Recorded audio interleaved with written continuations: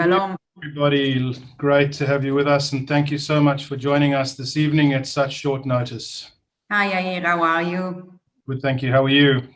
Good, thank you. And I'm very, very happy to have thousands of people from all around the world, obviously mainly from Australia, but all around the world, joining us for this solidarity and supporting Israel for the Israel Update evening. We were not supposed to do one.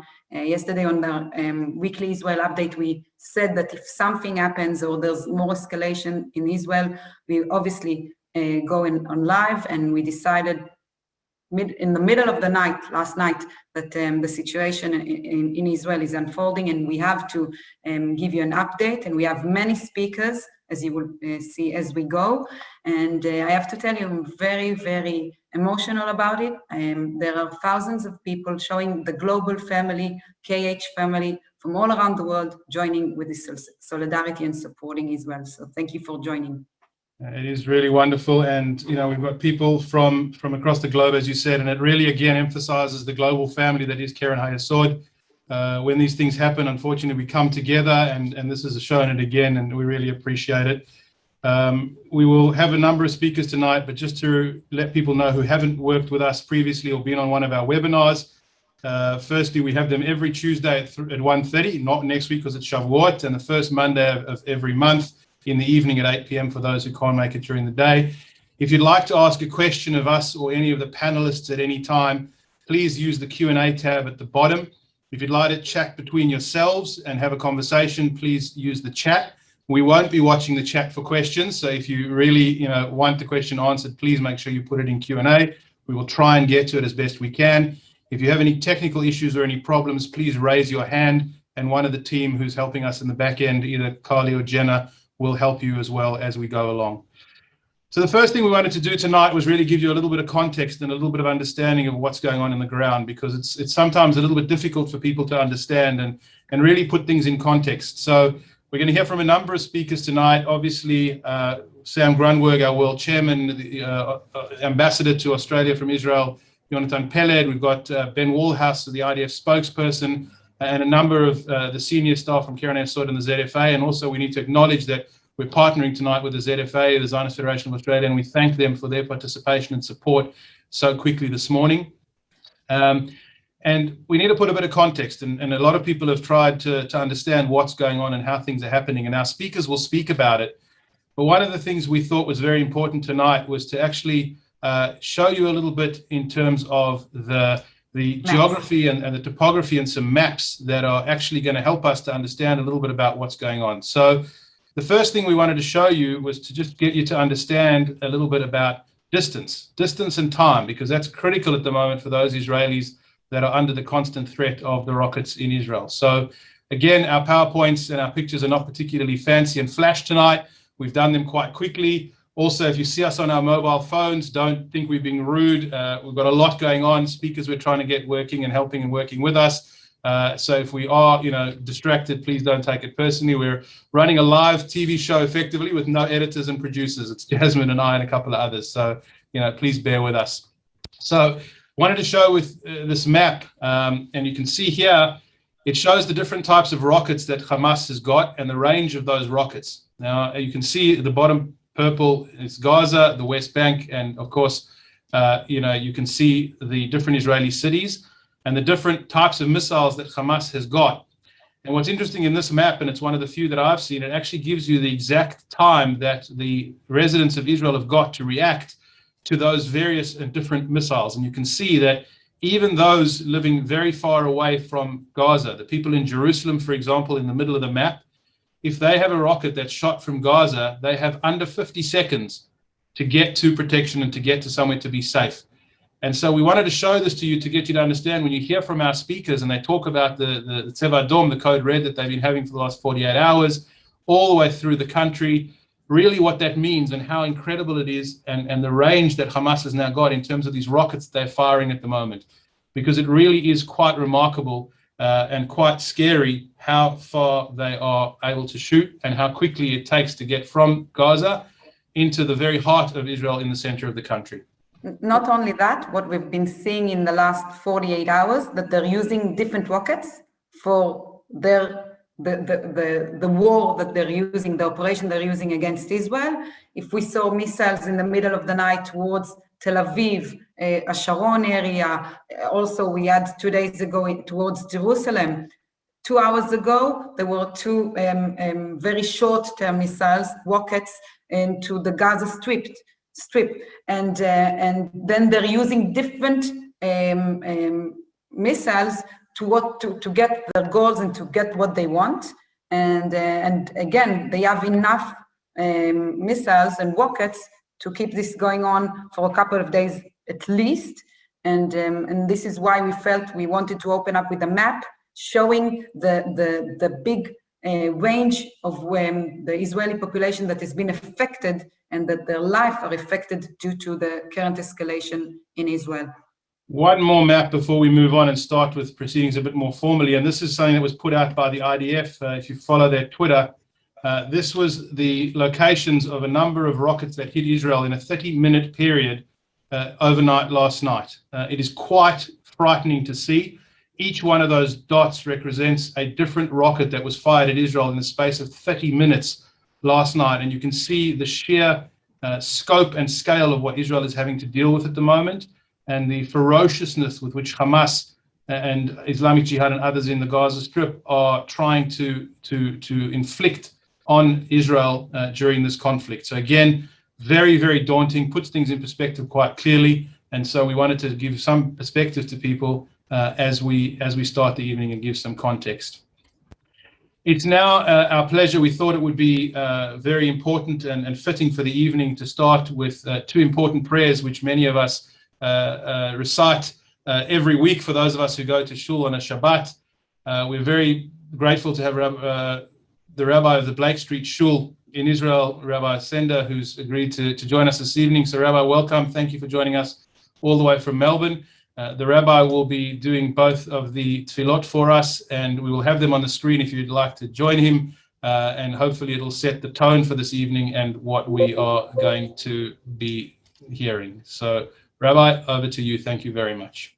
Thank you very much, Yair. And just for some people, if you wish, the custom is to rise as we say these tefillot. So I'm going to invite everybody to rise if you are able to do so.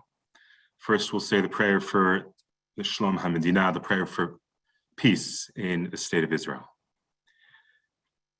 Avinu Shabashamayim, Tzor Yisrael, V'goalo, Barech et Medinat Yisrael, Reshit Tzmichat Gulatenu, Hagen alea bevrat chastecha, Fros alea sukat shlomecha, Ushlach orcha v'amitcha l'rashea sareya v'yoatzea, V'takne metzah tova milefanecha, Chazek et yidei migene eretz kodshenu, v'anchilem Eloheinu Yeshua, v'ater nitzachon teatrem, v'natata shalom ba'aretz, v'simchat olam v'yoshevea, v'tachenu kol beit Yisrael b'kodna v'chol artzot b'zorehem, v'tolichem b'meheira, komimi l'sion yirecha, v'liyushalayim yishkan shemecha, kakatu v'torat Moshe avdecha, im yeni nachacha b'tzei hashamayim, misham yikabetcha Adonai Elohecha, u'misham yikachecha, v'eliacha Adonai Elohecha el ha'aretz asher yashra avotecha b'rishta, v'yachei levavenu le'ava u'lira et shemecha, v'lishmor et kol divrei toratecha, hofa b'hadar gonuzecha, al kol yoshvei tevel artzecha, v'yomar kol asher neshama ve'apo, Adonai Elohei Yisrael melech, u'malchuto b'kol mashallah, amen, selah. Now say a prayer for the soldiers of the Israel Defense Forces. Mi sheberach avoteinu Avraham, Yitzchak v'Yaakov, hu yivarech et chayalei tzva hagana liYisrael v'kol anshei habitachon ha'omdim al mishmartzeinu v'arei Eloheinu b'chol makom shehem b'yabasha ba'avir u'vayam, yitein Adonai et oiveinu akamim aleinu nigafim lifnehem HaKadosh Baruch Hu Yishmor v'yatzil et chayaleinu mikol tzar v'tzuka, mikol nega u'machala, v'yishlach bracha v'atzlacha b'chol maseh yedehen, yadber sonenu tachtehem, v'yater mecheti Yeshua v'ter nitzachon, v'kuyam bahem hakatuv, ki Adonai Elohechem haolech imachem nilachem lachem, imoy vechem lo shia etchem, v'nomar amen. Rabbi, thank you. That was, תודה רבה. and thank you for breaking into your schedule back to your shiur, and we really appreciate that. Thank you very much. תודה רבה. And to our next guest speaker, the world chairman of KH, Sam Grandberg, and also former consul of Israel, the general in LA, in Los Angeles. Sam, thank you very much for joining us tonight as well. It's midday. I know you have a very busy schedule because of what's going on in Israel right now. Thank you. Would like to hear from you the current situation and our projects are doing. Thank you. Thank you very much, Jasmine. Thank you. Thank you, Yair. First, I want to really share with all of you how sincerely moved and heartwarming it is for me being your first speaker from Israel, really to see and hear the numbers of all of you participating from all around Australia. It really gives tremendous strength to me, and I'm sure all of us here in Israel going through what we're going through. Barely having slept last night with all of following all of the siren attacks from all over the country. It's really has me almost speechless and moved just to see this gathering. So thank you very much. I want to first of all acknowledge Stephen Lowy, chairman of our World Board of Trustees, who I know is participating. Stephen and I are in constant contact, literally speaking every few hours, if not even more frequently. And I know that Stephen is fully up to speed, and we're in touch all the time. So I'm very honored that Stephen is joining us. As Yair mentioned, we're partnering with ZFA tonight, and I'd like to mention my friend, Jeremy Liebler, ZFA's president. I also want to thank the other speakers. I won't mention you all, but really thank you all for coming on such short notice. I do want to acknowledge my friend and former colleague, Ambassador Peled, and my friend Yaakov Katz, and really all of the others. And thank you to our lay and professional leadership from around Australia, of course, Lance, Andrew, Haley, Todd, and of course, our professional team, Adi, and our shlichim, Yasmin, Adi, Daniel, and of course, as I mentioned, Yair and Jeff. I want to be mindful of knowing the other speakers who are going to be speaking after me, and knowing where they come from and their positions and what they're speaking about. So I don't want to steal anyone's thunder, but because I am the first speaker from Israel, I do just want to bring us all up to speed and make sure that we're all aligned on at least the latest numbers as we know them and the latest facts. Yair mentioned about the context and the backdrop, so I'll just mention a couple of things, but I'll leave it for the other speakers and the analysts to connect the dots and to elaborate on it. But of course, in terms of the context and some of the things that were going on in the backdrop leading up to this latest round of escalation, which really started Monday evening, we had a few things. If you think about it, the postponed elections in the Palestinian Authority. We of course have the political situation in Israel and the efforts to form a coalition and a government, which has been a failure to do so far. You also have the new Biden administration in the United States. And of course, we had Yom Yerushalayim, Jerusalem Day, the day marking the 54th anniversary of the reunification of Jerusalem. So as I mentioned, keep in mind that this was kind of the background and context to a lot of this, but I'll let the analysts address that. In terms of where things stand right now, being just after 1 p.m. here on Wednesday, the escalation is intensified significantly. We're now about 2.5 days into this operation, Guardian of the Walls, Shomer HaChamot. And currently and very sadly, there are now, unfortunately, 6 dead from the deadly terror attacks. You probably heard about the 3 women yesterday, 2 in Ashkelon and 1 in Cholon. And then there was a father and daughter in Lod, Israeli Arab citizens who were tragically killed right outside their home in rocket fire. And literally just about 2 hours ago, there was an anti-tank missile that was fired at a car that killed the 6th person, an additional person, injuring 2 critically. And the number of wounded is well over 100, many still in hospitals. You'll hear later from a spokesman from the IDF, but it was mentioned that estimated approximately over 1,000 rockets that have been fired towards Israel from Gaza by Hamas and Islamic Jihad in the past couple of days. And last night in Israel, Tuesday evening, there was barrages of rockets fired towards the south of Israel, but also reaching for the first time in this round, reaching as far central Israel and as far north as Netanya. And just to make it a little bit more personal, Stephen knows this because he and I spoke about it, but I was at an event, a work-related event in Netanya last night, and we had the sirens go off and everybody had to run into the bomb shelter. And it was really taking this last round of the escalations to a new level. Ben Gurion Airport was even shut down during the Tuesday evening barrage towards central Israel, but was now opened up and operating again. And then throughout the night, starting at 3 a.m., there were literally hundreds of rockets that came in barrages towards Israel, terrorizing millions of Israeli citizens all over the south, including Beersheba, and then all the way up to central Israel. And today, on Wednesday, we had schools canceled from communities near Gaza all the way up to Netanya, meaning that about 1 million Israeli school children did not go to school physically today.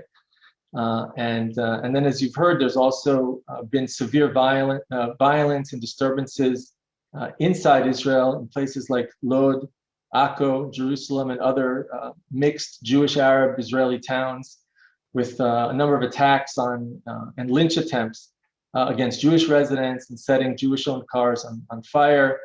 And a special state of emergency has been declared in Lod, with military and police forces being brought in to try to restore order. It's been reported that over 500 Hamas and Islamic Jihad targets were attacked, and that Israel will continue to do so with great force and exact a heavy price in order to try to restore quiet and peace and security. And for us, obviously, at Keren HaYesod UIA, with the outreach really of our leadership around the world, starting in Australia and from other places, it's really been, as I started, just completely heartwarming. We are calling for and kicking off a solidarity campaign for the people of Israel. I know how important and central Israel is to all of you, and if it's a time for solidarity, and it's just a reminder of exactly how important it is that we support UIA.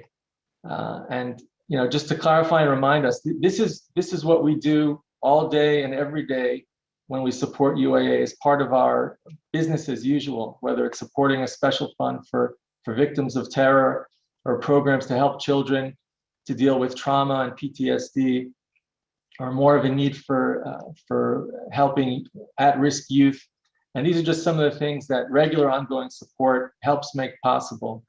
So it's, if nothing else, it's an appropriate reminder of how important it is now because of the situation also, and the heightened sense of urgency for the increased support, and an opportunity to say thank you for your solidarity, because these are the things that the ongoing support helps. And just knowing that you're with us and with all of the people of Israel, that it doesn't just mean a lot, it truly means everything. And just to share with you as I close, I'm going to be going from here to represent really all of you and all of the campaigns and all of the supporters and leadership of UIA Keren HaYesod. I'm actually going to be heading down south. I'm going to visit the Barzilai Sampson Hospital in the south, which is, of course, supported by UIA Keren HaYesod. where they've been treating many victims. And I'll also be visiting an absorption center in the south that was also recently renovated by UIA Keren Hayesod campaigns around the world, to visit some of the wounded, first at the hospital, and also to visit some recent Olim who arrived at Israel and are benefiting thanks to the generous support of all of you and others around the world, from newly renovated secure bomb shelters and safe spaces in the absorption center. And so I just want to end this quick update with a really big heartfelt thank you for everything that you do, standing with us, standing with the people of Israel. I know together we pray that there should be security and peace and quiet soon.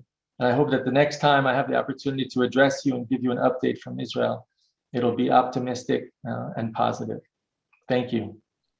Thank you. Stay safe, you, your family. I know you've got two children in the army, and we pray for them as we did earlier, for all of you in Israel to stay safe. And as you say, may this be over very soon. And we hope that it's with minimal casualties and serves a purpose of greater peace. So thank you again. Good luck with your amazing work on all of our behalves, and we thank you for joining us and making the time. Amen. Thank you. Great. It is now my absolute pleasure to try and get, there he is, the ambassador, the acting ambassador for Israel to Australia, Jonathan Peled, who's joining us, who's just dropped off. The fantastic thing with, there he is, Ambassador Peled is with us. Sorry, my mistake, you're there, Ambassador, too many screens open. Ambassador Peled served previously as the Israel's ambassador to Mexico. He's also served as the ambassador to El Salvador. He's been the foreign ministry spokesman and the former spokesman of the Israeli embassy in Washington, D.C. He's headed up many desks in the Israeli Ministry of Foreign Affairs and is one of the most seasoned and experienced diplomats in the Ministry of Foreign Affairs today. Ambassador, we're very lucky to have you in Australia at the moment under these circumstances, even if it's at the moment in a temporary capacity. We sincerely appreciate you joining us for everything you're doing with Keren Hayesod UIA here in Australia. And really, it's our pleasure to hear from you for the next few minutes, what you've got to say. Thank you very much, Yair. And shalom to all of you friends. First of all, these are really difficult times and difficult days for Israel, for all Israelis in Israel and abroad, and for all Jews and friends of Israel in Australia and around the world. I believe that we can overcome these difficult moments through our unity and through our mutual support. And this is the moment to thank you really for your solidarity and for your support with us through these tough moments. I think it's important to emphasize that here in Australia, we've been in contact for the last 72 hours with the Prime Minister's office, with the Foreign Minister's office, with members of Parliament. There is a friendship group in the Australian Parliament. We've been talking to them. We've been passing on our messages and also asking for their messages of support. I hope we will see in the coming hours some more pro-Israeli statements by Australian politicians in this terrible and difficult time. We, of course, are working as well with the media, with the local media, with social media. And as you all know, the challenge for us abroad is at the moment really making sure that our message comes across. There's a terrible amount of incitement and misinformation in social media. We're seeing it all the time. And my call to you is really what I really greatly appreciate, and I think will help us all, is if you can also get onto social media and reverberate our messages, our talking points, and of course, the important information you're going to hear tonight from the speakers that are coming after me. I believe that if we all work together and are on key with our messages and explain our narrative, what we stand for and what we're standing against, our job will be easier to overcome this challenge. So really, I would like not to take more time, but to reiterate our great appreciation and thanks to all of you for your constant support, for your solidarity with Israel in the good times and in the more difficult times. So really, I send you my best wishes and best thanks from Canberra, and hope we will all meet very soon in much better and happier days. So thank you very much. Jonathan, thank you so much. We really, really appreciate your time. Again, understand you're very, very busy, mainly in these days. So toda rabba for joining. I do want to address something that we're seeing in the chat. This is a huge Zoom event, over 1,000 people here and computers. And from time to time, as you can see in the chat, we're receiving some not nice messages against the IDF and against Israel. All of these people that post that will be removed of the Zoom. I'm saying it out loud. This is a pro-Israeli, a Jewish organization, so we are not allowing those comments. And for people that get upset of that comments, I'm with you. Very upsetting. Please ignore them. We're removing those people immediately, so we don't have to answer them. They will be immediately taken out of the Zoom. So I hope I'm clear to anyone here that wants to say something against Israel or the IDF. Not going to happen on this Zoom function. Now to the next guest speaker. Very happy to have him here. We were not sure he will be able to join us.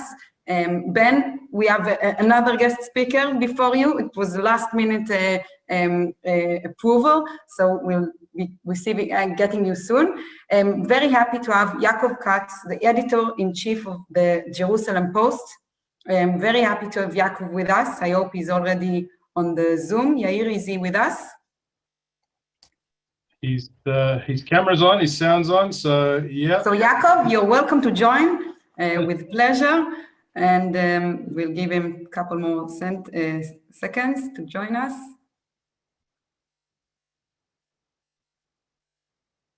Okay, so Yaakov, you will have to be the next in line, and now we'll be receiving, and Ben, you're welcome to open your camera and unmute yourself.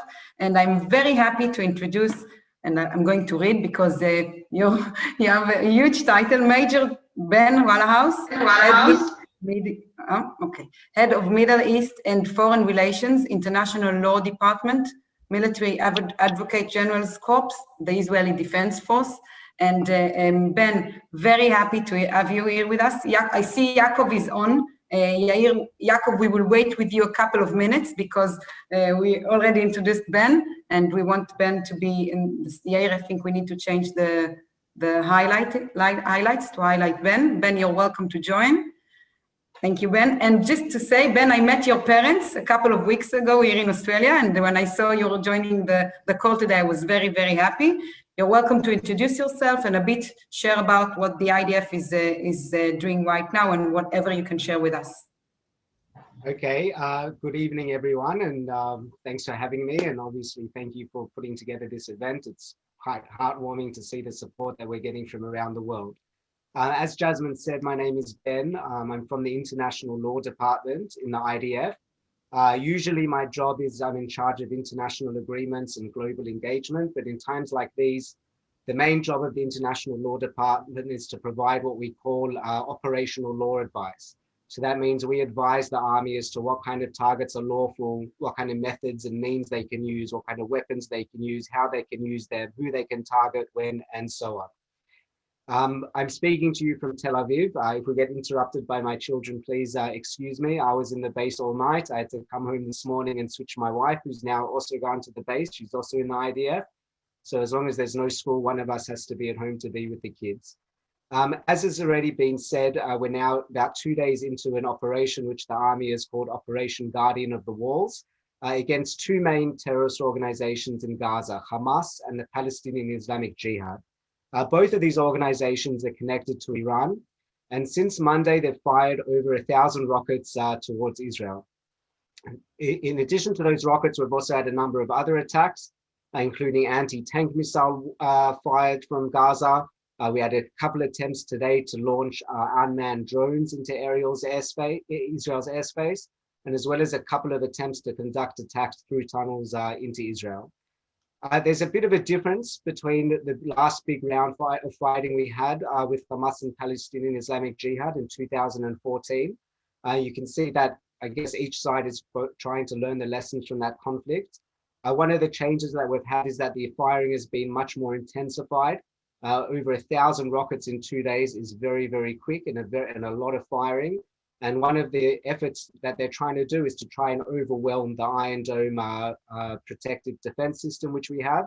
And in some occasions, missiles have landed in urban areas. And as has been mentioned, we've had some civilians who have been killed. The other effort that they're trying to make is firing multiple anti-tank missiles across the border. We saw on the map before, Gaza is in extreme proximity to Israel. We share a border, and there are a lot of communities right on the Gaza border. And Hamas is using the fact that the Iron Dome doesn't reach those areas to try and conduct direct attacks across that border.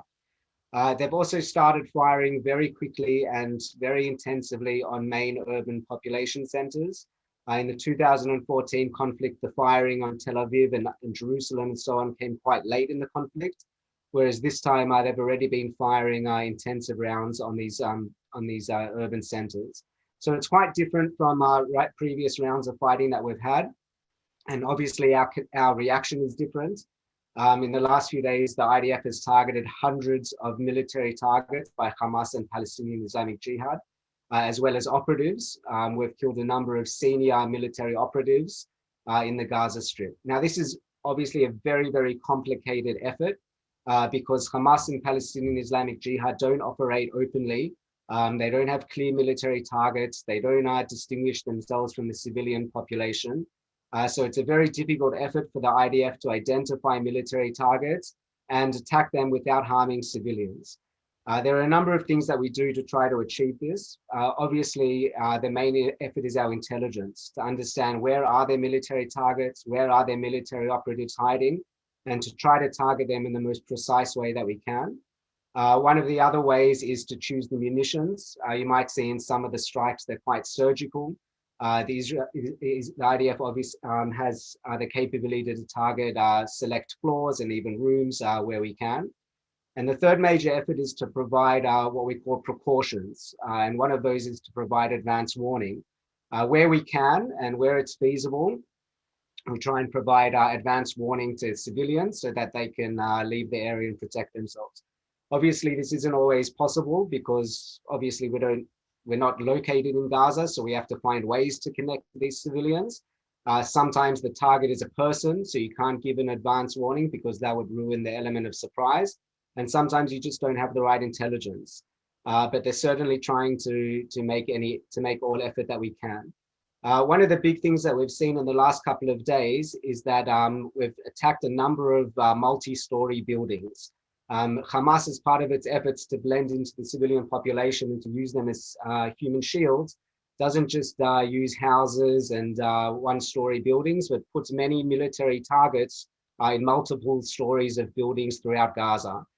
So the IDF has attacked a number of those buildings in order to take out multiple military capabilities of Hamas at one time.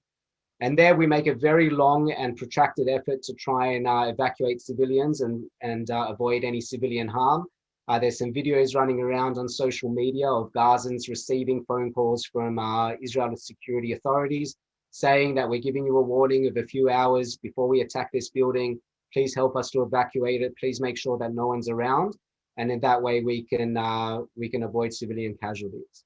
Now, in addition to all these operational things that we're doing, Israel is a very strong humanitarian effort. We have an entire unit that sits on the Gaza border and facilitates the input of humanitarian aid and humanitarian workers into Gaza. Unfortunately, because over the last 48 hours, there were a number of mortars that fell in the vicinity of these border crossings. We've had to close those border crossings, and until further notice, we won't have anyone in there. I think that's enough for me at the moment. Obviously, if there are any questions, I'd be happy to answer them. Thank you, Ben. We very much appreciate that, and we've got a couple of questions for you, which I might do while we've got you now. So we've got a question that's asked. There was footage today of a block of units of apartment block being demolished in Gaza, which has gone around the world on TV. Can you give, if you know, I mean, I know which one it is, I'm sure you do as well, but if you can give some background to that, please. And, you know, this will inflame public opinion potentially. And can you explain why the IDF might be seen to be, you know, taking down an entire apartment building in the middle of Gaza? Sure. Well, I think the first thing is, let's start with the basic facts. The IDF is a military that belongs to a democratic state that's committed to the rule of law. So the IDF is not going to just take down an apartment building. If it's just an apartment building, that would be unlawful, and it's not something the IDF does. Obviously, I don't want to compare ourselves to the enemy, but obviously on the other side, that's the whole purpose, to attack civilians on the other side. So as the IDF has made very clear, we've released this in press releases and so on. This was not just an apartment building. This was an apartment building used for multiple military purposes by Hamas. We've attacked a couple in the last few days, but I think the one that you're talking about now, here's my son, is used by Hamas's military intelligence and military R&D, research and development. As well as a number of other military uses that I can't talk to. So as I said, Israel again has the capability to attack these targets precisely, but also when a building is being used for multiple military purposes, it's a legitimate military target under international law. So as I said, we take various precautions to try and reduce civilian casualties. And as far as I'm aware, as of this moment, there were absolutely no civilian casualties as a result of this attack, because we took such an effort to ensure full evacuation. The target of the attack was not a residential apartment building, it was a Hamas military target. And unfortunately, as we've seen for years and years and years, Hamas's main effort is to try and hide itself within the civilian population and you know, avoid being attacked by the IDF or exploit the fact of civilian casualties. No problem. And then one more question for you I might take that's in our Q&A as well is that we've been asking, Gaza's obviously under a military blockade. Some would argue it's under a complete blockade if you look at the far left view. If they are under a military blockade and Israel's monitoring everything that's coming in and out of the Gaza Strip, how did they manage to acquire such a huge arsenal of rockets? Okay, so I'll just address the issue of blockade. Israel put a naval blockade on Gaza in 2009 during Operation Cast Lead as a result of the continued weapons smuggling through the sea. And there are numerous examples. I just mentioned one, the Kareen A, where Palestinians smuggled weaponry into Gaza through the sea and also used the sea to conduct attacks on Israel. If you remember, in the 2014 conflict, a number of naval Hamas commandos tried to attack inside Israel via the sea. So we have a naval blockade so we can control what goes in and out through the sea. We share a border with Gaza. We don't share all the borders with Gaza. Egypt also shares a border with Gaza, so it makes its own decisions about what to open and what not. But the border that we share with Gaza, we do have security controls on it. It's not a complete blockade. In fact, our policy is to let in anything that can't be used for military purposes. So when there's something that can be used for military purposes, such as explosives or so on, then we ban it. But anything that's humanitarian aid or goods and services and so on can actually go into Gaza unrestricted as long as it goes through a security check. Now, how they get their weaponry, two ways. First is smuggling. They have a system of tunnels leading into Sinai, which Egypt tries to contend with. Through the sea, as I mentioned. And then they also have a local production facility where they get the know-how from training and funds from Iran and Syria and other places. Ben, really last question before we let you go be with your family, which we totally understand. This is a family environment. We're used to kids joining us when we do the Zooms. How effective is Iron Dome? And why do we still see casualties? Obviously not as much as would be without Iron Dome, but what can you tell us about it? Okay. Yes, Iron Dome is extremely effective, thank God. An incredible defensive system which has surely saved countless lives, but it's not hermetic and it's not fail-safe like any other system that you have. And that's why we have a number of other means and methods as well. I mean, I'm now in our bomb shelter and my wife spent the night in the bomb shelter with my children. and we have sirens, and we have the home front command telling us what to do and where to go, and schools are closed and so on. And we have all these means because we know that Iron Dome is not fail-safe and not hermetic. So I think at the moment, the assessment is that it's been about 90% effective, meaning 10% of the 1,000 rockets that have been fired from Gaza have gone through and landed in urban population areas. And obviously, unfortunately, we've seen those results. We have a number of civilians who have been killed and many more injured. So that's one reason that we've had those casualties. The other reason is, as I said, is that Hamas is trying to override it, by firing very intensive volleys simultaneously to try and override the system's capabilities. And also by using things like anti-tank missile fire, which its trajectory is straight, whereas the Iron Dome and Scepter rockets are a higher trajectory to try and bypass those kinds of defensive systems. Ben, thank you.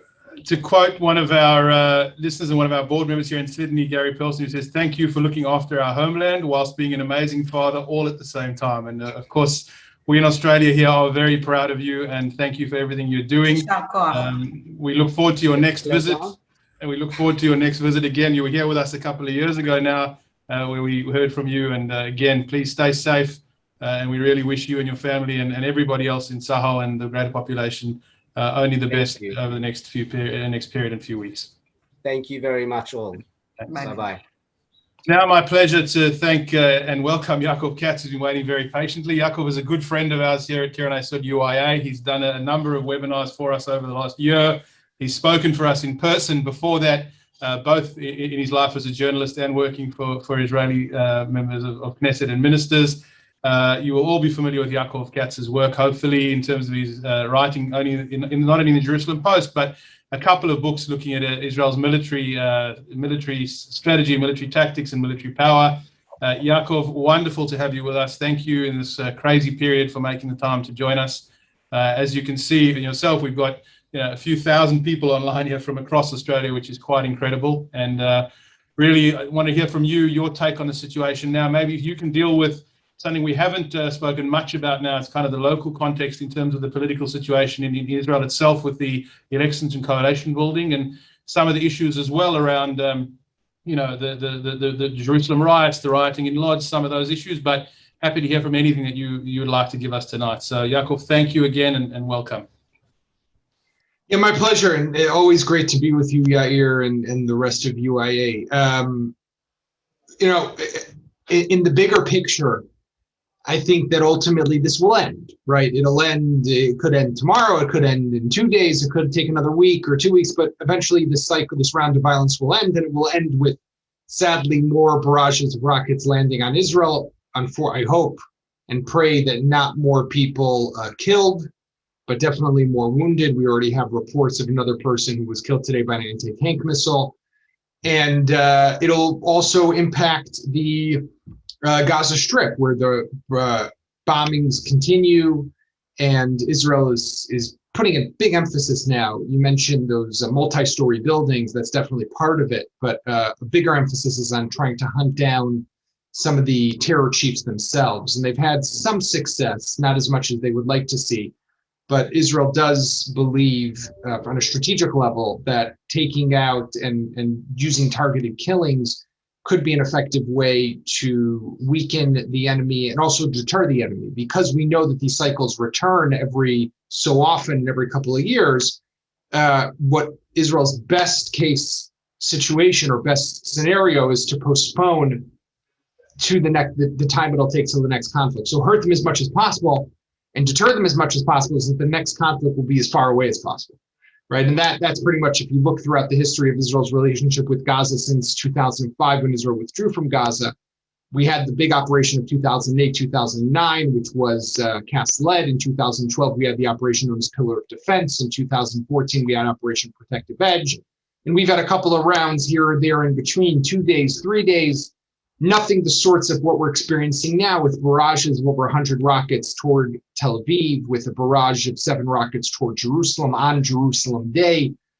These are definitely new lines that are being crossed, and we have to be careful, because what Hamas essentially is doing is it's creating the new standard for the next operation. So it raises the bar. So what we see now is what we should expect the next round to begin. And that's why it's so important that Israel strikes back effectively, aggressively, to be able to restore deterrence and to weaken Hamas's capability, right? We've seen in you know, this, it's impressive, Hamas's ability to, despite Israeli operations and airstrikes and attempts to stop rocket fire, they've been able to fire off salvos and barrages of rockets when they want, how they want. It shows an impressive command and control system in place. It shows an impressive arsenal in place. And this is something that we've known they could potentially have, and we're now seeing the product of the military buildup that has taken place in Gaza by Hamas, Islamic Jihad, with the assistance of the Iranians and Qatar, as an example, and other groups and organizations. So, you know, how this ultimately plays out, there's predictions that Eid al-Fitr, which is the end of Ramadan tomorrow, would basically be the point that they would want this to end. And my guess is that Israel, if offered a ceasefire, Israel would likely take it as well. We have Shavuot, which starts Sunday night. The last thing this country wants is to have over 1 million of its people in bomb shelters throughout a holiday. So that's on that level. And it's unfortunate, it's all terrible. But where this catches us, to your question, Yair, is the political instability, right? And the fact that we still don't really have a functioning government. We have a prime minister who's an interim prime minister, Benjamin Netanyahu, who still leads an interim coalition. At the same time, the mandate to form a new coalition has been given to Yair Lapid, who's still in talks with Naftali Bennett. Those talks have now been suspended. And with the riots as they take place in Lod, right before this conversation, I just actually tweeted that, you know, as concerned I am about what's happening in Gaza, it will eventually end. What's more concerning to me personally right now is what I'm seeing in Lod, as well as other mixed Jewish Arab cities in Israel, where there's this kind of explosion of violence, right, and tension that comes at a time which is interesting, we're anticipating an amazing new unprecedented reconciliation to see active Arab participation in a coalition in government with Abbas Mansour's Ra'am party. And now this is happening. I'm concerned that we're going 20 years back in time. Some of you might remember the events of October 2000, when right as the Second Intifada began, there was the unfortunate shooting up north where I think it was 13 Israeli Arabs were killed by police, and that led to the formation of the Or Commission and to sanctions against Israel's police minister at the time. But it set back Israeli-Arab coexistence. And I'm afraid that what we're seeing now could lead to that as well. Now, obviously, there's a lot of politics involved and a lot of ideology, and everyone's taking advantage of the situation.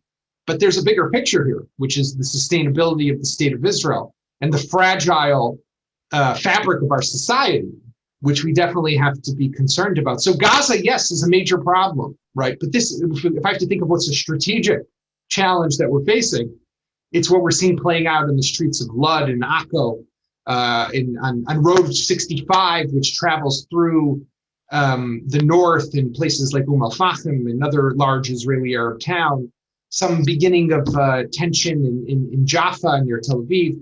This is a major problem for Israel, and there might be an opportunity to heal this if this coalition could coalesce and come together. But I don't know, right? And it's questionable after a massive operation in Gaza whether Abbas Mansour would still give his support to the so-called change bloc to be led by Yamina party head Naftali Bennett, at least for the first 2 years, who would serve as prime minister. So, I mean, that's a lot to digest, obviously, but these are kind of, I see what's happening right now on two different tracks, right? We have the Gaza track, which is more of the same, right? It's, you know, I know that sounds maybe strange, but been there, done that, and eventually there will be a ceasefire, right? Hopefully we'll cause them more damage than they cause us, and we'll kill more of them than they kill us, and we'll deter them more than we are deterred. But the bigger problem that I see right now is what's happening in places like Lod. Yaakov, a quick question, if I can, and maybe to deal with something else. We've had a few people asking us, where did this start? If you believe the world media, this started because of some evictions in Sheikh Jarrah and what's going on there. Now, most of us know that's not quite the case. And if you could just briefly, to kind of bring things to a close for your segment, maybe explain to us, how did this actually start? How did we end up where we are now with these Hamas rockets flying? And is that the result of some evictions that could potentially happen in a very small area in East Jerusalem? Well, first of all, Yair, never believe the media, right? No, I say that kiddingly. You have to read the right media to get the right information to know what's happening. Look, it's a complete facade and it's fake. But this idea that Hamas, an organization established in the 1980s, with the declared intention to undermine, weaken, and destroy the so-called Zionist entity, i.e. the State of Israel, needs an excuse to launch rockets at Israel is absurd, right? This is the raison d'etre. This is why they exist. They exist for the purpose to launch rockets. They exist for the purpose to try and harm and destroy the Jewish state, right? So I call what happened in Jerusalem the convenient excuse, and this week's convenient excuse, because next week, if they want, they'll find another convenient excuse. They'll always find something if they want it. But so the question is, why would they then, what is their ultimate interest? And their ultimate interest here is the fact that they will, because of the Palestinian elections that were supposed to happen, were canceled, right, by Abu Mazen. Hamas had been hoping to win those elections. There were supposed to be parliamentary elections later this month for the first time since 2006, and then they were supposed to be in July, presidential elections for the first time since 2005. Abbas, Abu Mazen, the first election which was supposed to take place, he's now canceled. And they had hoped to win. So they're more focused on the fact that they lost the opportunity to take place in those, to participate in those elections, and they want to remind everyone that they're around and they're powerful. That's what this is really about. And they want to gain ground, and they want to gain leverage and influence. So this has nothing to Sheikh Jarrah. I was there the other day. I went there on what's today? Wednesday. I went there on Monday when this all began. Sheikh Jarrah, when you really look at what's happening there, it's a human tragedy. Right? I spent a few hours there talking to the Arab residents. These are people who used to live, and they told me where their homes used to be, in neighborhoods like Katamon in Jerusalem, for those who are familiar. Neighborhoods like Baka, that's where I live in Jerusalem. Some of them came from Haifa, some of them came from Jaffa, right? They still, their families' homes still stand. And then came the 1948 war, and they left or they were evicted. Ask your historian, you'll get a different narrative. I'm not going to get into that. But that was tragic in of itself. Then comes and they had to leave. They went to Jordan. And in Jordan, they were given this land in East Jerusalem. They were told, you can build here. So they built homes in 1956. And then in 1967, thankfully, as we celebrated on Yom Yerushalayim, on Jerusalem Day, Israel conquered the East Jerusalem, liberated is a better word, East Jerusalem, and reunified our city, our capital, for 3,000 years. And they found themselves again for the first time, under Israeli rule. Turns out that land actually was owned by Jews back in the late 19th century.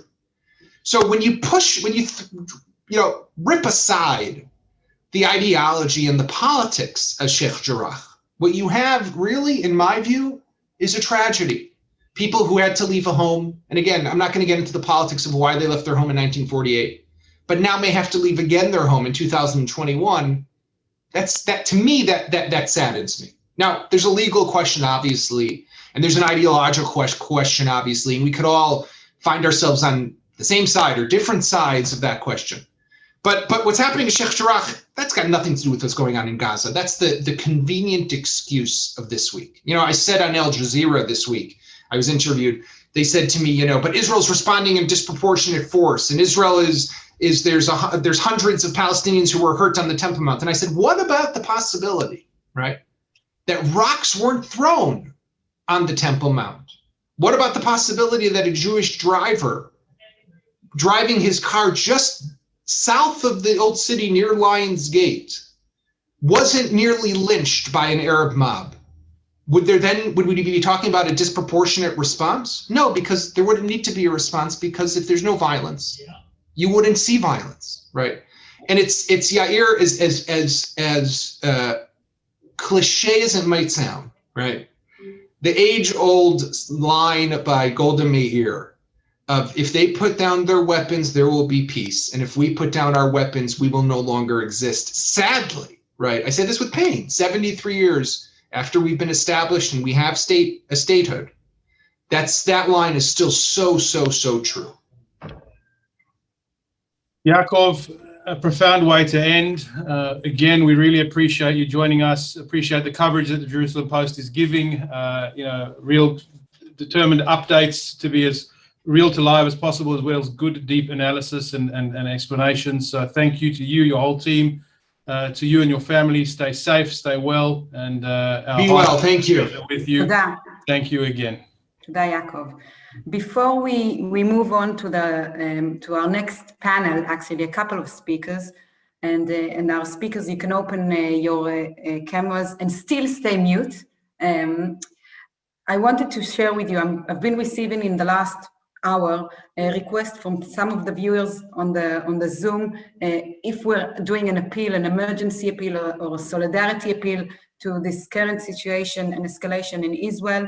And I want to say, our panelists that are talking from different locations in Israel, I just saw now on the news that there are sirens in Ashdod and Ashkelon, hopefully not where you are right now. And if by any chance, as we do the panel now, there's an alert and you have to go, just go and feel free. We will forgive you, just keep safe. And regarding people that are asking about our appeal, you can see now in the chat, there are links for donation in case you haven't donated. I want to emphasize, we are not doing a special appeal right now, and we are continuing to support people that you will see right now from all around Israel, and specifically our UIA projects are in the south, people that have suffered in the last year, youth at risk, families from very hard and difficult background, and for them going back into the shelters and the safe room is continuing, and it's damaging them even more. We're not doing a specific appeal. I wanted to be very honest and open about it. If you haven't donated and you're able, we would really, really appreciate your continuing and supporting the people of Israel, is what we do on a daily basis. And now, all our speakers, you are welcome, Daniel, Moria, and Adi, you're welcome to join us, and we will start with Adi. Adi, you're here? Just to let everybody know, for those who don't, Adi is our regional manager of Keren HaYesod in Jerusalem. He's responsible for the whole of Australia and our campaign, and we're really appreciative of his time. You'll have then Moria Ben David. Moria is runs the Israel office, is the executive director of the Israel office of the Zionist Federation of Australia. She's from Efrat and in Efrat at the moment, so Moria will hear from her after Adi.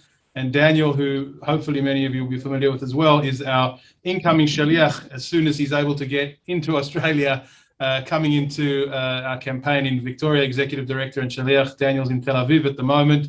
So as Jasmine said, we'll hear from Adi first for a couple of minutes, then Moria, then Daniel, and we'll have a bit of a chat. So Adi, over to you. Hi, everyone. I want to start with, again, saying thank you, but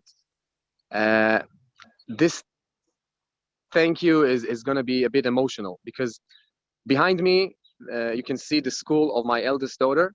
It's a junior high, year 8 till year 12. It's empty. This is the time when half of them are finishing school and going to their buses, and half are still studying probably till 3 o'clock. And I'm talking about 1,200 school kids. I'm talking about a region who was shut down, people who couldn't go to their jobs, but most importantly, kids who are so much afraid, and all their traumas from COVID and even before that from other rounds have emerged again. We had a very, very, very difficult night. and we stayed a bit less than an hour in the shelter at my house. Thank God we do have one. Not everyone in Israel have one. The reason I'm standing here in the sun is because if you can see behind me, this is the part of the school that was hit by shrapnels last night. So I'll just start with picturing something to you guys, and we've learned so much during the last, I'll guess, an hour. I want to appeal to the emotion. And last night, 9 p.m., suddenly we hear the siren. It took us around 20 seconds to understand that we're hearing a siren. I live in Even Yehuda. It's 5 minutes from Netanya. It's 100 k's from Gaza. Who had even imagined that something like that can happen, that we will hear another siren in Netanya? We went to the sheltered room at our house. Immediately, both of my daughters started to cry, not scream at the time, but cry, because they understood that something wrong is happening. My youngest, who this is his room, already fell asleep, so he was asleep. He woke up, of course, from the noise, but he didn't understand what's happening. He does not understand until now, thank God. And this is how it all started. So we sat in the safe room. We were waiting for, I don't know, 30, 40 seconds, and suddenly a big boom. And the school is 5 k's away from my house. I'm telling you, a big boom. The house was shaking, and again, my girls started to cry. And this was it. This was the beginning. Now, I don't want to linger on that, but later on, of course, WhatsApp and all the text messages and all that, we found out that the Iron Dome missile intercepted the missile just above the school, and shrapnels landed on the school, and some windows were broken, and there's a lot of debris on the ground. So school was canceled anyway. You can see behind me, someone is painting. They're still renovating. So maybe, hopefully, they will open the school tomorrow. So I just wanted to start with that for you to get the feel. I know what is it to send my kids to school in Sydney or in Australia, and usually it's the same here in Israel, but suddenly everything changed, everything. And it's not just for me, I'm just an example. It's for half of Israel, I think even more than half of Israel. Over to you for now. Adi, you're welcome to stay with us. I would like you now to mute yourself. And if people are asking, why do you see the speaker, specifically Adi, not on a full screen, it's because he's doing live with his phone, obviously iPhone, Adi, I'm assuming, from the ground. So it's not like being at home with your laptop. So we have to bear in mind. And now, Adi, you're welcome to stay. We'll probably have Q&A soon. Moria, you're welcome to join us. And we spoke shortly before the Zoom, before the update, and you're welcome to share with us where you were in the last 48 hours, where do you live, and what are your thoughts and feelings right now? So thank you, first of all, for having me. And it's, as everyone said before, we feel the hug and the fact that you're embracing us here in Israel. I get a lot of phone calls and text messages from different people in Australia asking me if I'm okay, if my mom is okay, if my family is okay. As some of the people in Australia know, I have a family. I grew up in Kiryat Malachi. Kiryat Malachi is down south. It's very close to Ashkelon. It's 40 kilometers from Gaza. Before my shlichut in Australia, I also lived there with my family, with my young family. I had 2 little kids. Protective Edge was just a month before we left to Australia, and I was running all the volunteerly side of the municipality. We brought a lot of people to help us with kids that were in the bomb shelters, to just keep them, occupied and running activities. So I was the head of this department in my municipality down south in Kiryat Malachi. That was back then in 2014, and now it's all coming back. All the trauma, all the feelings of being concerned, thinking about, you know, your family, your kids. Being a parent in this situation is really, really complicated, because on one hand you need to be in the place of like letting your fears and your concerns, you know, giving it, you know, the space and the room, and on the other hand also to be there for your kids, to reassure them, to make sure that they're not on one hand understand the situation, but like to an extent, and how to mediate the reality and what we're going through, the situation that we're going through in the right way. And today I'm also with kids that are much older than, you know, what they were back in 2014. I have a son who is, my oldest is 10 and a half, is in 4th grade, and my youngest is actually 8 months. And it's not easy. In the past 48 hours, I was actually traveling up north on Monday. It was part of, I had to go for a few meetings through my job as the Israel Office Director of the Zionist Federation. And I was telling myself, okay, I'm not gonna see, you know, I'm not in Jerusalem. I know how Jerusalem is heated, and I know how hard it is there. And how dangerous it might be. So at least I'm going up north. I'm not gonna be in this, you know, risky place. And up north, what I've seen the whole drive up north and back was tons of Arabs in different, you know, different villages and in places that were a coexistence, you know, example and pride, or just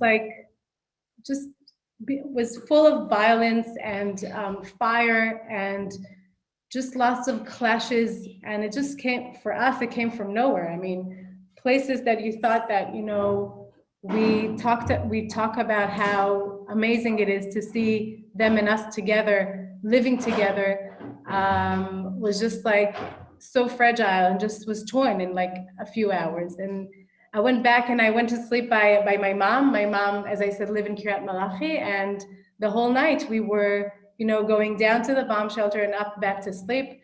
My mom's bomb shelter is not a place that you can sleep in, but it's pretty strong and amazing and really, you know, protected. But on the other hand, it's pretty small, so we couldn't sleep there. So at some point we had to sleep down in the living room to be able to go on time down to the, you know, to the ground floor and up again. And I was there with my little baby.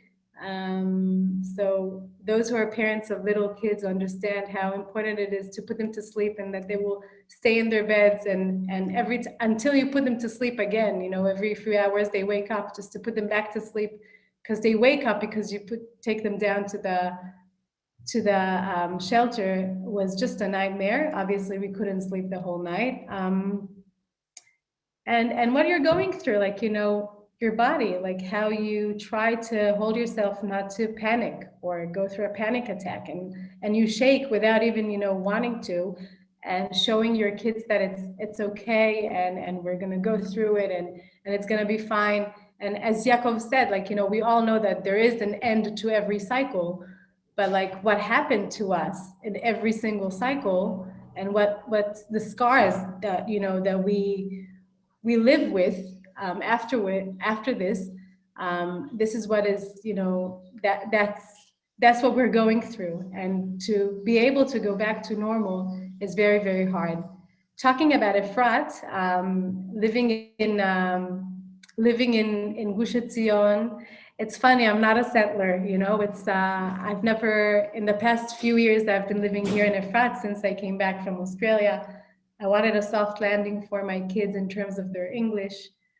We speak English at home, and there's a lot of Anglos here, and we chose to live here. And I always said, you know, my family is always scared to come here, to go on the way and drive to Efrat.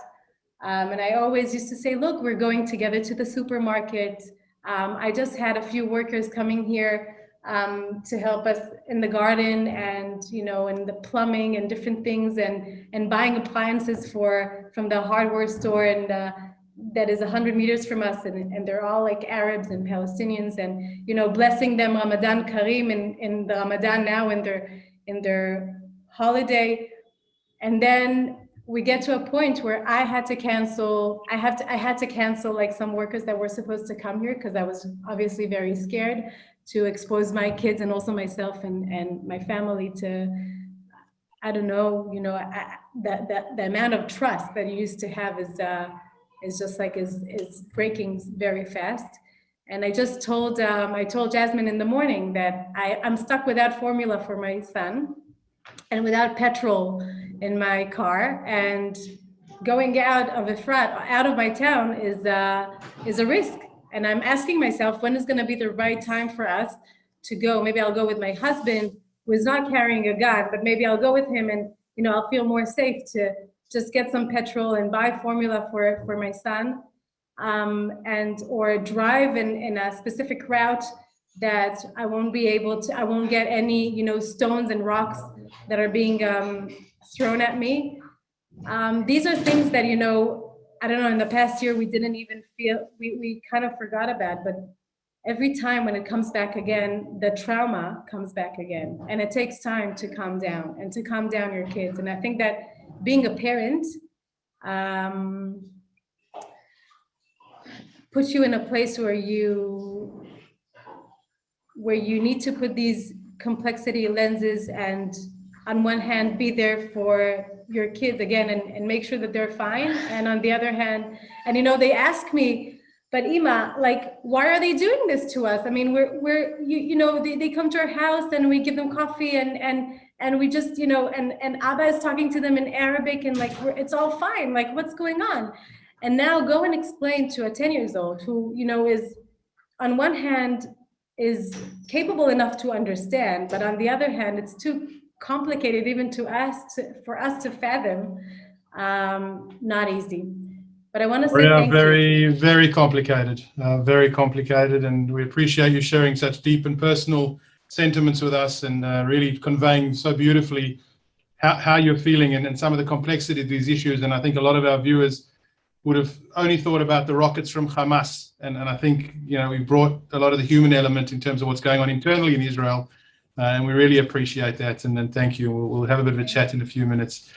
Now, my pleasure to move over to Tel Aviv and to Daniel, who can explain to us where he is and why he's got a stepladder behind him. But Daniel, over to you, and thanks for joining us.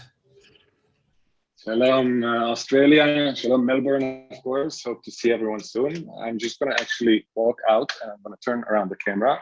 I just want to show you where you are. This is the entrance to my apartment.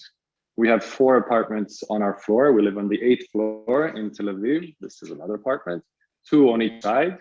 And in the middle, we have this little room, which usually we use for storing our bicycles and old suitcases, I guess, and stuff like that. And we always fight with the building. They telling us every month, take the stuff out. So we take it out, then they check it, and then we come back and put our bicycles back in. But right now, as you can see, it is what it is, and it's a shelter. Yesterday, it was without the beautiful drawing that my son made, and without all the dolls and the Doritos that you can see here, and what is this, a Pokemon album of my son, who just brought it. I actually haven't seen that. Kind of emotional. But yesterday, it was absolutely empty. I'll actually tell you what happened to me and to my family yesterday, and just try to paint you a picture very shortly from Tel Aviv. I decided to do something really stupid last night. I decided to go for a run with 2 of my friends. We actually ran, usually we run in the neighborhood, really close, but yeah, here's my son. My 2 sons, actually, they just walked in. Okay. But I decided to go run on the beach, and we ran all the way to the Tel Aviv. Okay, so I'm just gonna sit outside. So I decided to go to the beach, and we ran to the port of Tel Aviv, and I actually saw a wedding there. And I said, wow, these are brave people to get married on an evening like that. On the way back, about 3 kilometers away from my home, the sirens all of a sudden started. I was with two of my friends. We found some kind of underground parking. We ran there, and then the show really started. There were tens of huge explosions just above our head. Really, really scary. One of my friends is a young mother. She started really panicking. She started screaming that she wanted to go home to her kids.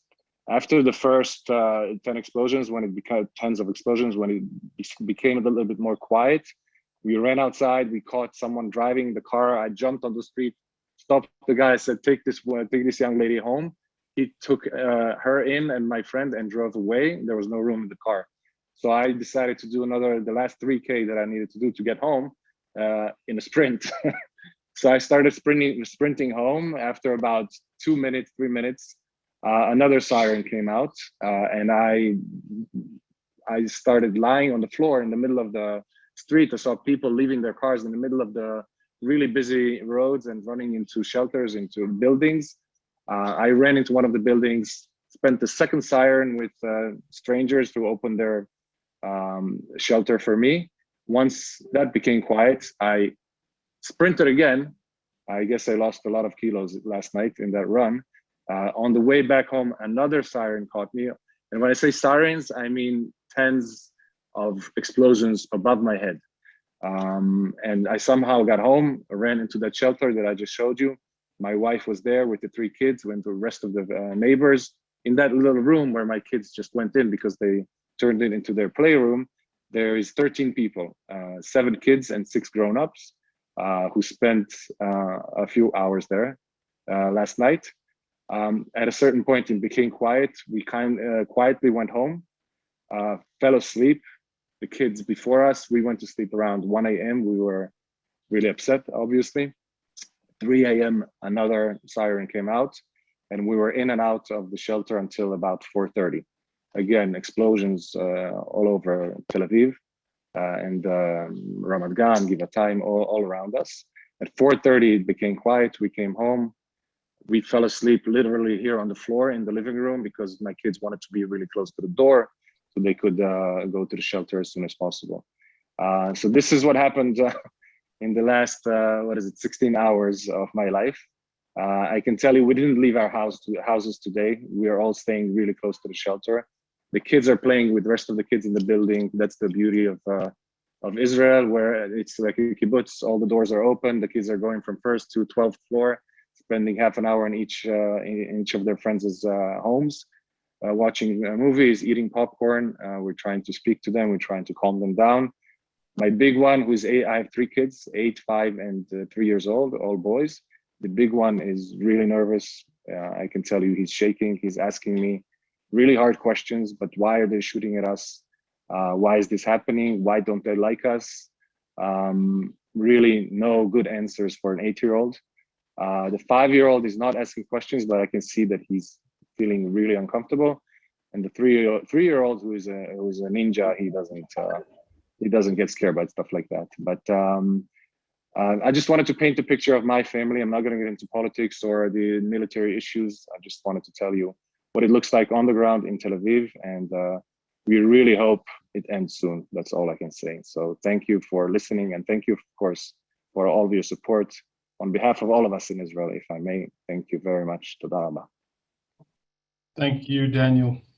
Thank you, Daniel. And we have a couple of questions from the audience, and obviously we can't take all the questions. I'm going to squeeze a couple into 1 or 2 or 3, and we'll see how we go. And Adi, I saw you opened your camera, so I'll start by asking you. And the question is dealing with why did the Palestinians decide to postpone their elections? We understand it's what's going on now in Israel is related in some way to that. And if you can explain a bit about that. And Yair, we need to change the Zoom from Daniel to... Yeah, 1 second. Well, I think we had the answer earlier from Yaakov Katz.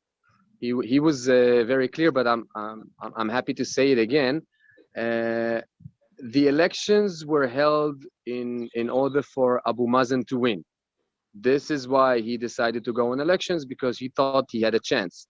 When he understood that he's going to lose because Fatah is now fragmented, and Fatah, just Fatah, without all the fragmentation, has 17% of the people, and Hamas is going to have around 60-something%. He understood that if he's going to go on with the elections, it's not like in Israel, when you have almost a tide and you go on an election. First of all, we're a democracy, but second, even if someone wanted to cancel it, then you don't know if you're going to win or lose. It's by a thread. With the Palestinians, it was obvious that Abu Mazen is going to lose, and he was going to lose to Hamas. Hamas are very, very angry that they lost to that the elections are not being held or weren't held, and this escalates to exactly as Yaakov described it, and that's it. So we're in the middle. It has nothing to do with Ramadan. It has nothing to do with Al-Aqsa. Nothing has changed. I work in Jerusalem. I went to the Western Wall a few days ago. Thousands of people, tens of thousands of people, Muslims are going every day to pray in Al-Aqsa. Every day. Police officers are guarding them or making sure that there's law and order there, but no one is stopping them. On the contrary, one day in the year, Yom Yerushalayim, Jews and other visitors want to go up to the Temple Mount. They're not allowed to do that. They weren't allowed to do that. So if at all, we should be the side that is, that should be angry at something and not them. But again, that's not the issue. The issue is to show for Hamas, okay, there's no election, but we are stronger. We have the support, and they build their momentum. They're the protectors of the Palestinian people, and Abu Mazen is irrelevant in their eyes, and that's what they're trying to do. And they succeeded. Well, we all know that they've succeeded that. I would like to say something at the end, if I may. It'll start with a story, but I guess you have more questions, so I don't want to. No, I think I do. We're gonna wrap it up now. So if you can do that very briefly, and then we've got one more quick question, and then we're going to wrap it up. So if you can do that very briefly now, that'd be great. Thank you. I will. People said that that your support means a lot to them, and I agree, and I said it as well. But I want you to know that I think what you can do in order to help us is work around the narrative. And yesterday, my eldest Inbar, she's 13 years old, year 8, as I said. She came to me and she said, I'm following this woman on Instagram. She's a celebrity, and she wrote, "Free Palestine, and we have to kick Israel outside of Palestine, and Gaza is right," and stuff like that. She said, "I really love her, but she has no clue what she's talking about. How come she hates us so much? I've never done anything to her. She's 13. She understands more than the 8-year-old that Daniel have, or the 11-year-old that I have." And I told her, you know what? If you want to change something, do something. Write something to her. And she spent more than 2.5 hours writing and writing again and changing and writing. And in the end, I'm not going to read what she wrote, but it was something along the lines of, there are both sides to the coin. I'm not saying that we're right or they're right, but I haven't done anything to anyone in my life, and I have to sit in a bomb shelter, and all my friends, and I can't go to school, and people are being killed on this end of the border as well. And just before you and I adore you, so I want you to change your mind and to start thinking that there's another side or something like that. And of course, she's a 13 years old, and her English is not as good as I would loved her to be, but she did something, and that's exactly what I'm asking you to do. You all have kids, and you all understand that hatred starts from a young age, and bias and bigotry and all that start when you're young, and it's all education. So if you can stop for a minute when you hear something like that, or when you read something like that, and comment and try to tackle that with the facts, confuse them with the facts, and make sure that they do not have anything to answer. It doesn't have to be, I'm right, you're wrong, or something like that, like we saw in the beginning of this webinar. It's just confront them with the facts, and you all know, and you have more knowledge now than you had before, that the facts are in our favor. So I thank you so much for joining on a personal level. And as I said, it means the world to me. And maybe on that, we'll ask Maria and Daniel for your last thoughts on what can people do to help, other than, we had a good question before, other than our prayers, our thoughts and our donations. What can people in Australia and around the world that are listening do to help? Maria, then Daniel, and we'll say a couple of things to bring it to a close. I thank you. I can't agree more than what Adi said about the PR. It's all about what's going on social media. It's all about what people share and what people post and what people say. This is what I feel. This is the new war, and the way you shape what people think and the awareness. And I think that Australians do it really beautifully. They wear the Zionist word with a lot of pride, and it's, again, warms our hearts. But it's also like to talk and be active and make sure that our narrative is being out there and is talked about. I think that's the most important thing. You're our ambassadors in Australia and around the world, because social media is all over the world. Thank you, Maria. Daniel. Really nothing to add here than thanking you for all of your support. And social media is one side, and trying to educate and show our side to those people. But also, like I ended my little speech from the shelter, I'm gonna say it again, your support is felt here. It's heartwarming. I'm getting messages right now as we're speaking on the phone from people who I've never met before, and it's really emotional. And just let's keep together, all the Jewish people. We're one tribe, we're one people. I will tell you my story when the time is right, how I traveled from different Jewish communities around the world and how I was saved. And I felt it then, I feel it now, and keep it going. And thousands of people that are on this call right now are making my heart warm. And on behalf of all of us here in Israel, really, toda rabba. Okay, so I'll start by thanking, first of all of our guests. Thank you very much for being with us, the guests, the audience. Seriously, you've made history with us. The biggest Zoom we have done. I'm assuming a Jewish organization has done in Australia, but I don't know worldwide, but great numbers. And then we feel the support. And as an Israeli, I have to tell you, the last 3 days have been very unsettling for me. Yair knows, the office in Sydney knows. I hardly sleep now. I'm on the phone, checking the news, what's going on. I saw in the chat questions about what's going on in the north. Will Hezbollah join the club? We still don't know. We really hope not. But again, Israel is very small, and as you can see, you saw in the beginning when Yair showed the map, the areas that have been affected are huge. And I want to thank every one of you for joining today. It was very, like Daniel said, heartwarming, and we feel the support.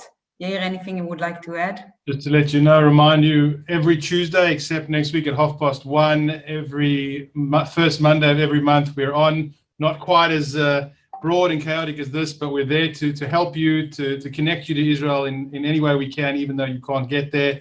So please join us, follow the emails from your local UIA office, and we really hope you can join us on the regular updates. And to close it off with some emotion and really top the night off, we don't normally do this, but we've got a beautiful rendition of Hatikva that we're going to share with you all now. So as the Chazan said, if you want to stand, blare it out at home, wherever you are, we're going to share it now, and then we'll close the event. So thank you, everybody, for joining us.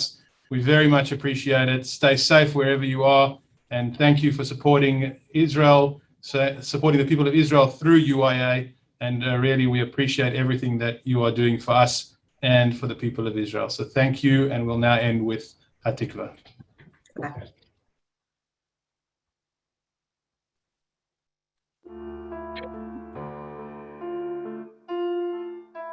כל עוד בלב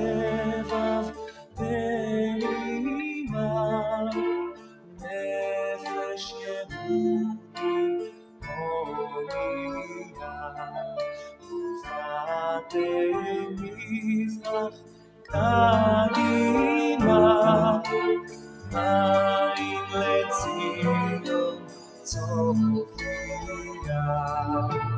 עוד לא עבדה תקוותנו, התקווה בת שנות 2000, להיות עם חופשי בארצנו, ארץ ציון ירושלים. להיות עם חופשי בארצנו, ארץ ציון ירושלים.